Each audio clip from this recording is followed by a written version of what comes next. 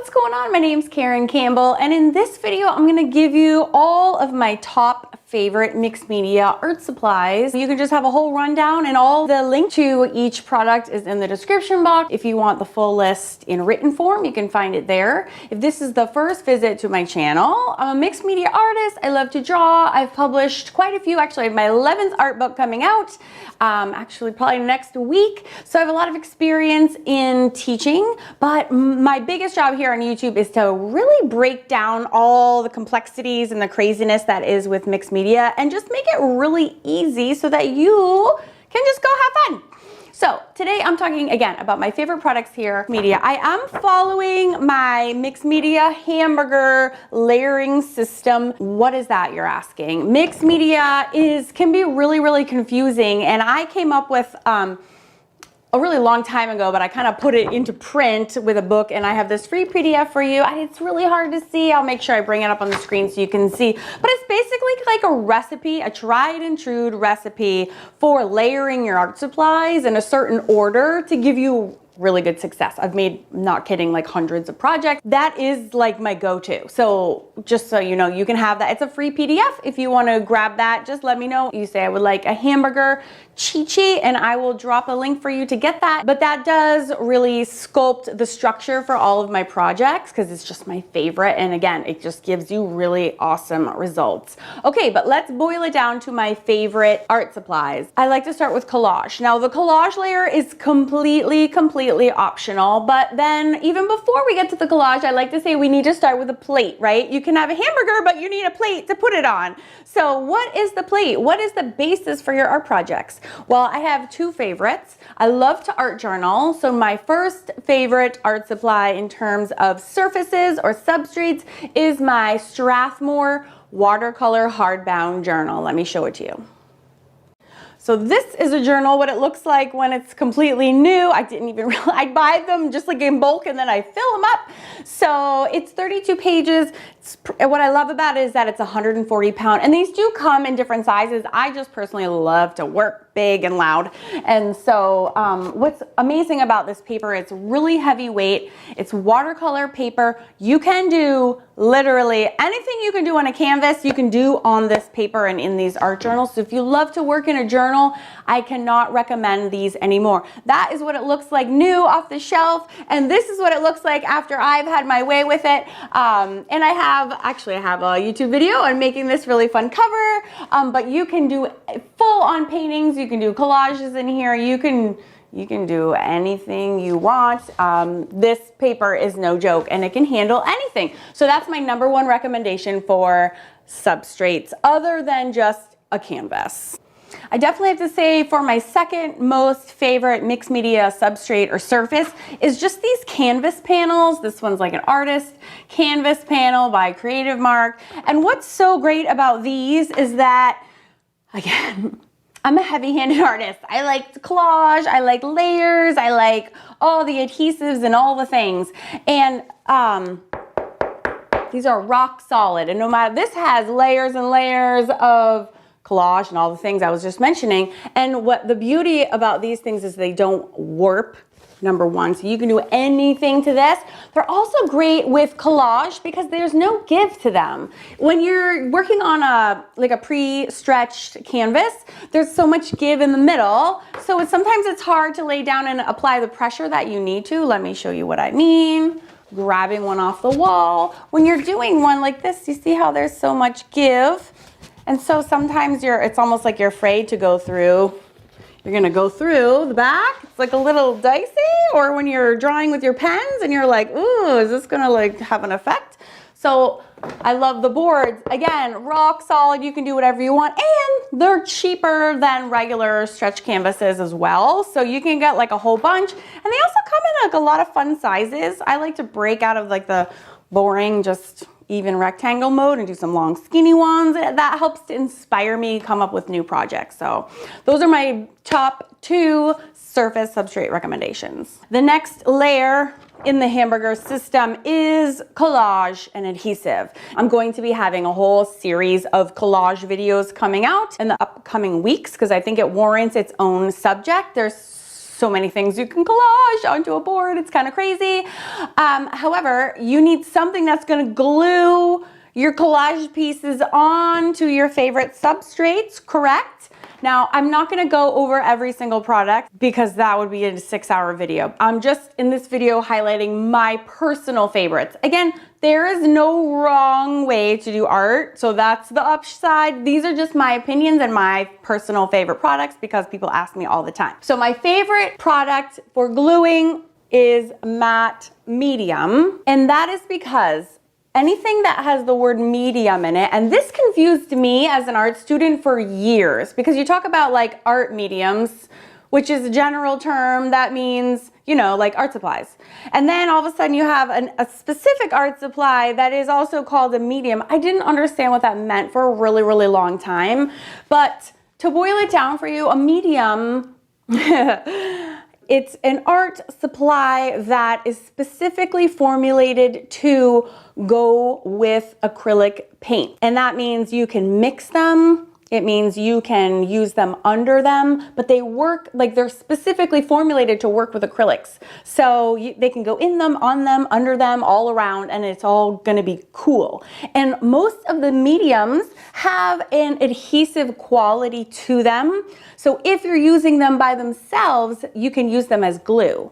So they're very confusing products, but they're kind of miracle products too. So the matte I choose because I like the consistency. It's very liquidy and lightweight, and so I can splash it all around. I put it under, I put it over my collage, and it does a good job of adhering things down. Now there's also a lot of gels on the market, and those are the same. Those are a different form. See, it says matte, gel, acrylic. Again, there's that word medium. It means it's meant to go with them. So you can use any of these for adhesive purposes. And if you like one better, that's fine. Again, in this video, I'm just sharing with you my favorites. And there's lots. You can get glossy, you can get satin, you can get matte, you can get ultra matte. Okay, there's a lot of choices, but this one is just my personal go-to. Now, I just want to bring this up. A lot of people know my obsession with Mod Podge. However, I don't use Mod Podge on this particular layer of my Hamburger. I don't use it to glue my collage, and the reason is this. And I've talked about this before, but I think it gets lost in the noise sometimes. Mod Podge, when it dries, because Mod Podge is more a glue and it's not an acrylic medium like we were just learning about. Okay, so it dries to like its own like plastic layer, so you can layer it with acrylics. It's not like bad things will happen.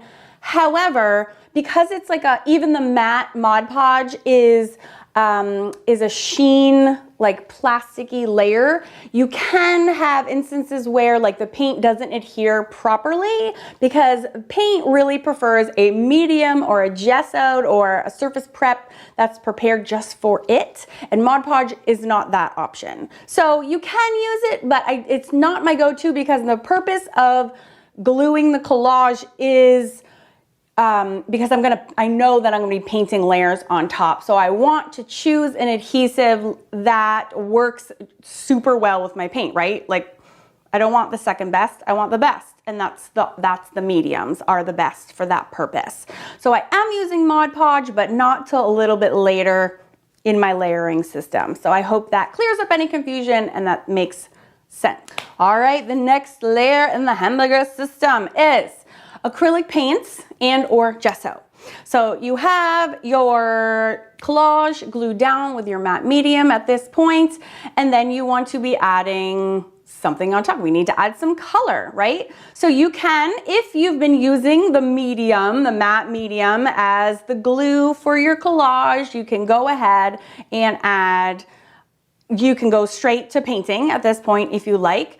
Or if you want to draw like a foreground on top like I like to do, I like to prep that foreground area. I carve out that area for me with gesso. So gesso is a surface prep product. I mean, it's getting your surface ready to paint.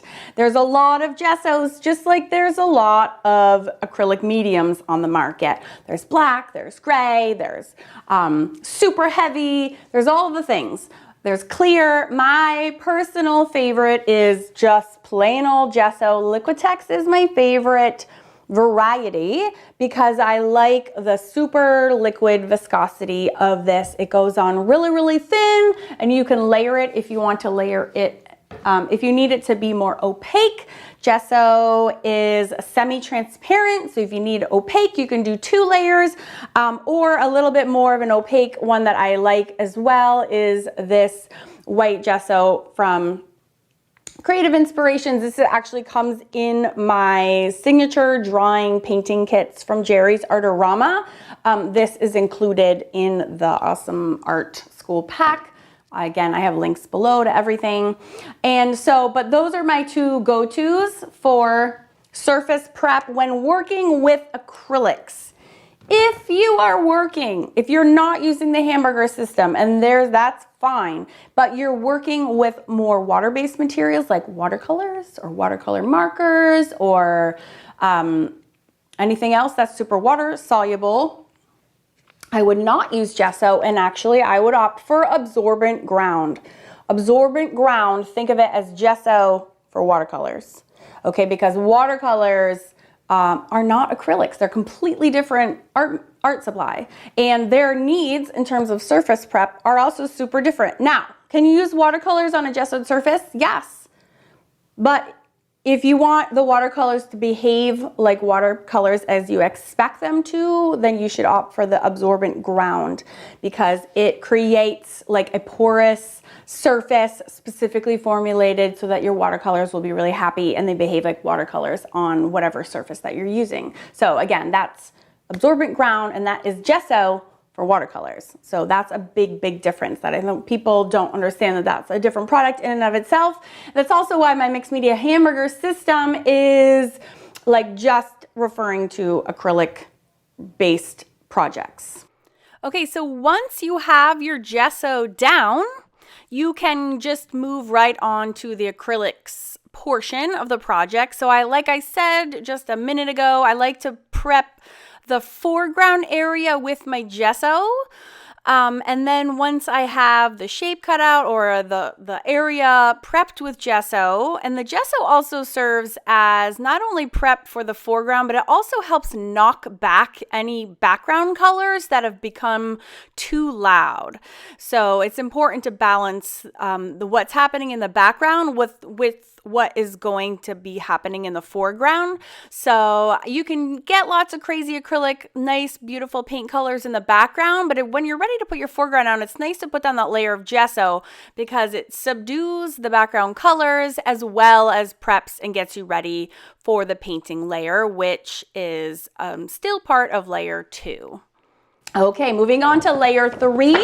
Now here you have a lot of options personally to add shading to my girls. I do a lot of girl faces in my whimsical projects. I do a lot of animals, and my favorite way to add a lot of shading are using water-soluble materials like gelatos.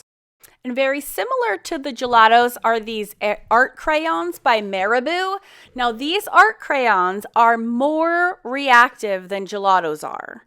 So this is something I want to stress to you because when I did my Hamburger series on YouTube originally, I'm demoing with these art crayons, and I just want you to know that there's a difference between the water reactiveness of these versus the gelatos. So if you're trying these out, and this is the demonstration I want to show you of a way that I use them. I always use them on top of acrylics, and I just use my finger to smudge them, and they create amazing shading effects. But the art crayons, again, are more reactive than gelatos. So if they are reacting too much for you, then I would recommend switching to gelatos, which are cheaper anyways, and they're a nice product, and you know, they're light fast. They're a very good quality product. They're not as reactive, but they're also not as expensive. And Stabilos are another one. These are my personal favorite water-soluble materials. So they're super highly reactive when you use them. they will activate like crazy in your subsequent layers when you're adding different liquids like Mod Podge, which is my next layer. Okay, so this is an issue though that comes up all the time. I get emails and emails about this. People pay attention to my recommendations and they try things that I'm teaching, and I get this one comes up all the time, so it's really important and I want to address it, which is this. They say, Karen, my pencil, I'm using the Stabilo and it won't stop activating and it's driving me crazy. Is there a fixative or a sealer, or even when I use a fixative or sealer, it won't stop reacting? Okay, here's the thing.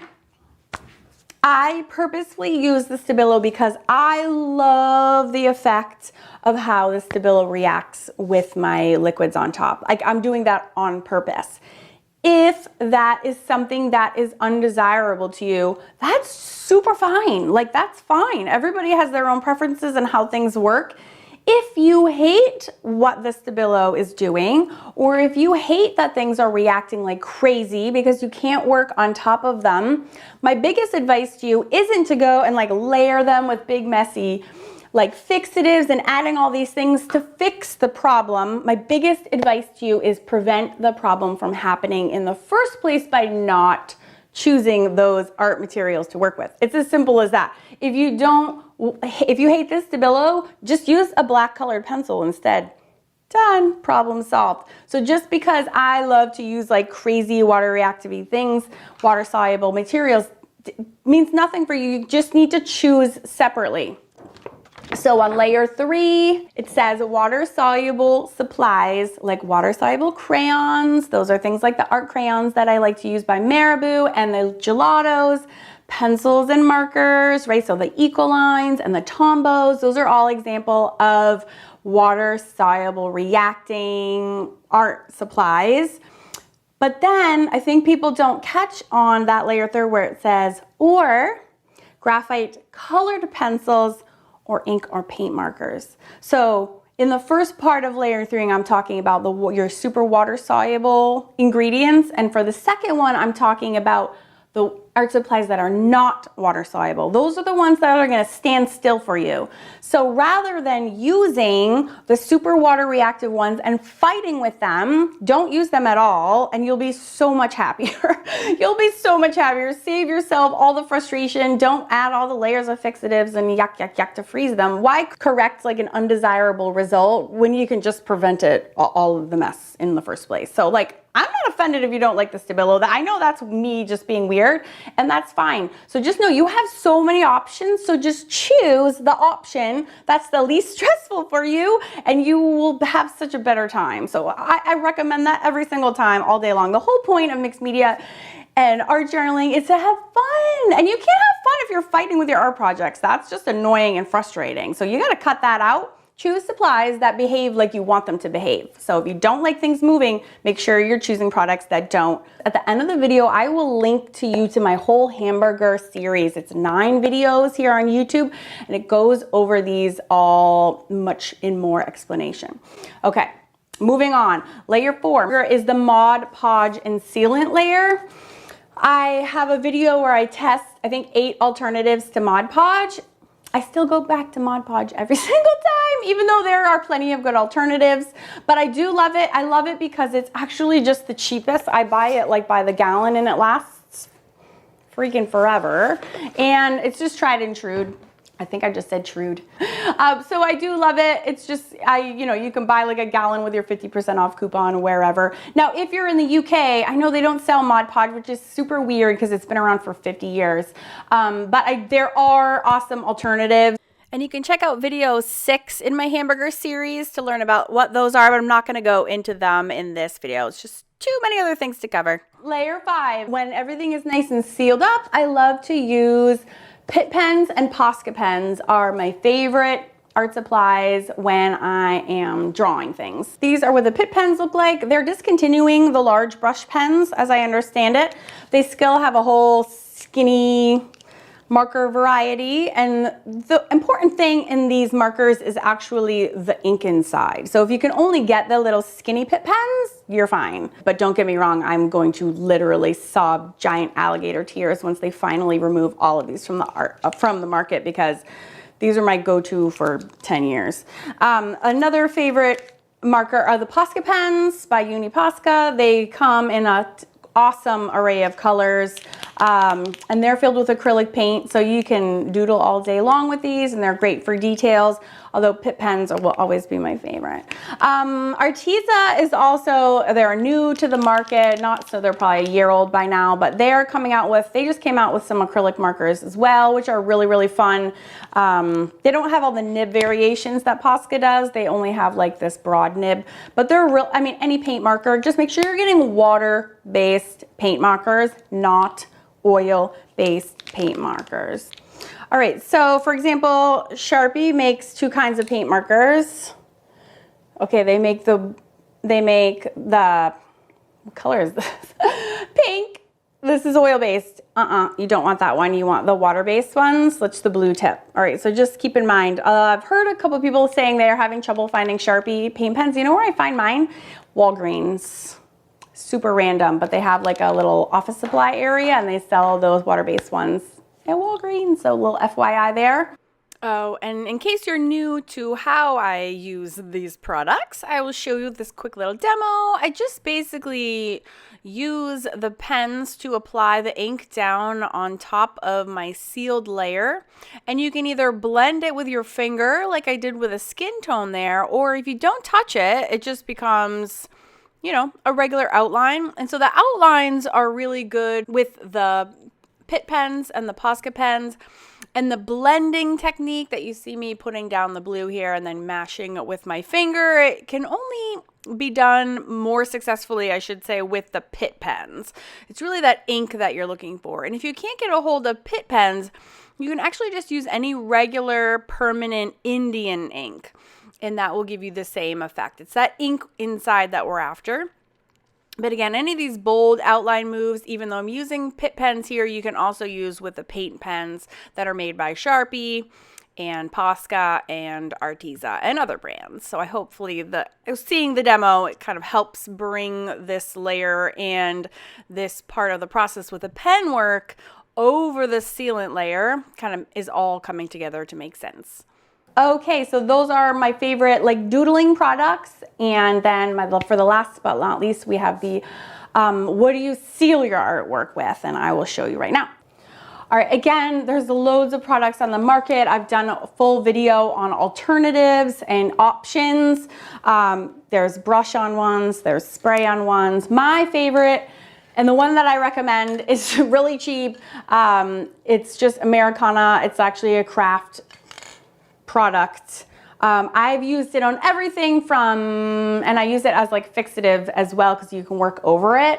So I've used it on everything from graphite, I've used it on ink, I've used it on watercolors, I've used it on literally every single project I've ever made, and it works great. So I really do highly recommend this sealer finisher. That being said, things like watercolors, that's the question that comes up a lot too, is you don't really need to seal every piece of art. I do it because I like to put things to the test so I can say with confidence to my students, yes, you can do this, no, you cannot do that. So I always use myself and my own art as guinea pigs for all of these things, but there are certain things that you don't need to seal a watercolor like ever. So especially if it's like a very dear piece to you, you don't need to seal it. They're meant to stand alone, put it behind some glass, nice frame, and you're good. You don't need to seal everything. Again, we'll link to my whole Hamburger series playlist here on YouTube. Those dive deep into all of those subjects that I just did this smaller video on today. And then again, coming up in August, we're going to be really talking about collage a lot and all the different things that you can collage with. So stay tuned for that. I'll see you there.